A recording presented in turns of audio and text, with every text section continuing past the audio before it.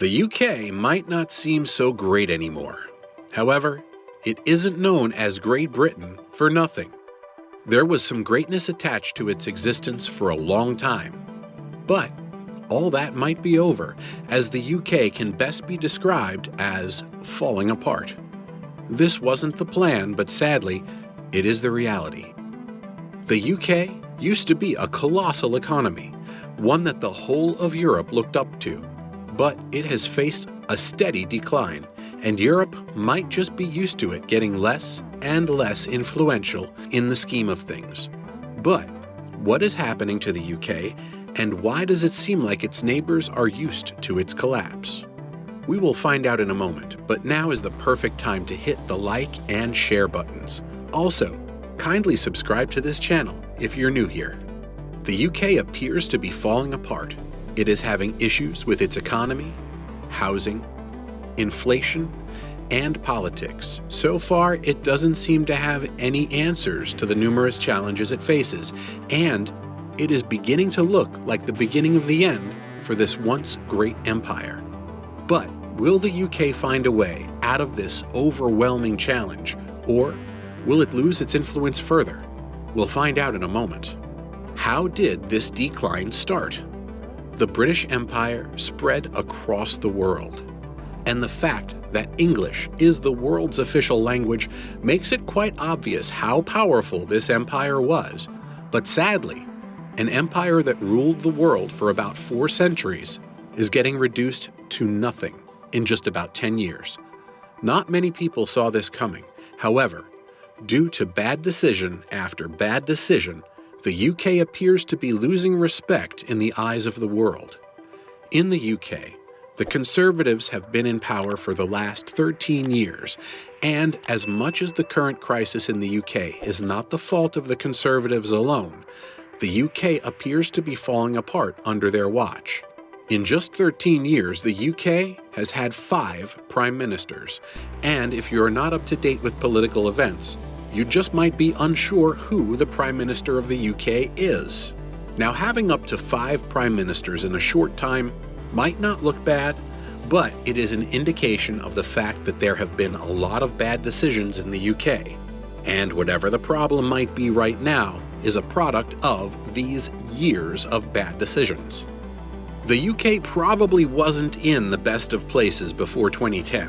However, things began taking a sharp nosedive in 2010 when David Cameron came into power. Under his watch, lots of wrong decisions were made. Cameron didn't meet a thriving UK economy. He met an economy that was trying to pick up after the financial crisis of 2008. As much as it wasn't his fault that the crisis put the UK in the worst form of financial instability in about 7 decades, the decisions he took to make things better ended up putting the UK in a bad place. Brexit. Although the economic issue the UK was supposed to be recovering from was the major challenge when Cameron took over, it was just one of the challenges he had to deal with. There was also the issue of unity between England and Scotland. That's not all. Under his watch, the UK seemed tired of remaining in the European Union, and there were lots of votes to either leave or remain with the rest of Europe. After voting, 52% of the votes were for staying in Wales and England. However, things were different in Scotland. The councils in Scotland were all about staying with Europe. While the idea of Brexit was being pushed, it seemed like Cameron was doing a great job. However, with voting done and in favor of Brexit, he realized he hadn't done a great job, so he stepped down. This was probably his way of running away from the monster he created. With the exit of Cameron came Theresa May's moment. The UK hadn't had a female prime minister in a while, so her entry was quite a big deal. Well, her time as prime minister didn't go according to plan. She went through 2 no-confidence votes and got fed up with the Brexit negotiations, so she went Cameron's route. She stepped down. The Brexit negotiations were a mess, and there were 2 groups of people at opposite ends of the spectrum. One group didn't want anything to do with Europe and only wanted the UK to be on its own. However, the other group was beginning to understand that walking away from Europe wasn't the smartest move for the UK, although Brexit wasn't the only matter at hand because of how important it was. Other issues got little to no attention. May's exit was the beginning of Boris Johnson's entry into the office of the Prime Minister of the UK. With Johnson in charge, the United Kingdom finally walked out of the European Union. Shortly after Brexit was implemented, the pandemic kicked in, and Johnson just didn't handle things the way people thought was best, and he was criticized for this. Johnson was in charge for a while, however, it didn't seem like he was the right man for the job, so he stepped down and was replaced by Elizabeth Truss, who happened to be in office for less than 2 months. Truss left the economy worse than she expected. Although this was a major problem, her successor promised to fix the entire problem: the UK's image. By the time Prime Minister Rishi Sunak came on board, lots of UK citizens had lost interest in what the Prime Minister could do. There were several social issues, and the cost of living was high. The members of the public were simply keen on sorting things out on their own. Sunak doesn't quite have the trust of the people, and this is something he knows, so he is working tirelessly to right the wrongs of the previous administrations. But this will not come easy. There is an obvious struggle to put the country and the government together, and the governments of other nations know this. It might not seem like a big deal that other nations have noticed Sunak's struggle. However, it is a big deal. At a G20 summit not long ago, Sunak was supposed to meet with the Prime Minister of India. However, the Indian Prime Minister changed his mind and decided to see President Joe Biden of the United States instead. It is not very clear what the Prime Minister of India was up to when he decided to meet the President of the United States instead of the Prime Minister of the UK. However, there is a likelihood that he was simply looking to humiliate Sunak. Although there is no proof of this, it might not be so far from the truth. Some years ago, no nation's leader would have been able to cancel a meeting he was scheduled to have with the Prime Minister of the UK. So, the incident of India's Prime Minister meeting Biden instead of Sunak is a sign that the world doesn't exactly see the UK as being so important in the scheme of things. This also means there is uncertainty about the UK's global standing in the future. The UK used to be a country that other countries in the world looked up to. It appeared like everything ran smoothly. Sadly, this is no longer the case. In recent years, those in charge of running the UK have made several wrong decisions, and this has made the UK a perfect example of one country no other country wants to be like.